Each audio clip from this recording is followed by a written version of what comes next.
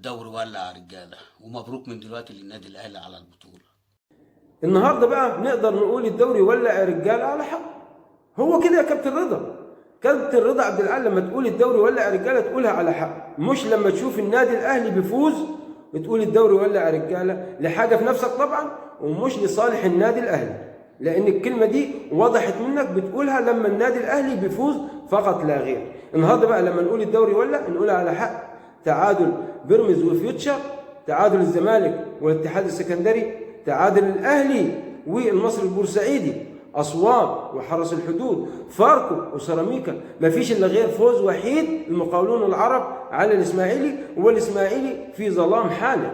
الاسماعيلي بينهار حتى وهو مع ميدو النهارده لما بيكون على المنصه الاعلاميه بيقطع في زمايله المدربين او المديرين الفنيين. ليه ما تنقش بنقد بناء؟ وانت بتمسك فريق زيهم بتكون زيهم واقل منهم كمان احيانا. شفت الاسماعيلي رايح فين مع ميدو؟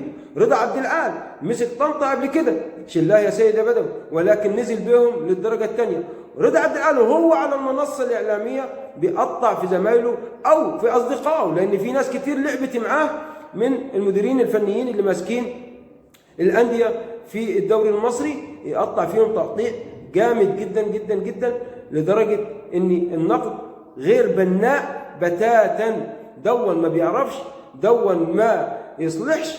لكن كابتن رضا رجاء انقد نقد يكون بناء، ما تنقدش نقد يجي عليك انت بعدين. ما تحليش كلامك بنقد هدام عشان خاطر وانت على المنصه الاعلاميه، دون مش لصالح الكره المصريه. انقد نقد نبني عليه اعوام لقدام، انقد نقد يكون في صالح الكره المصريه، مش يكون في صالحك انت عشان خاطر على المنصه الاعلاميه. يظل النادي الاهلي في صداره الدوري المصري برصيد 31 نقطه، يليه فيوتشر 27 نقطه في الوصافه، تحت الوصافه الزمالك ثالث الدوري برصيد 26 نقطه، يليهم رابع الدوري بيراميدز برصيد 25 نقطة. الأهلي زي ما هو في صدارة الدوري المصري.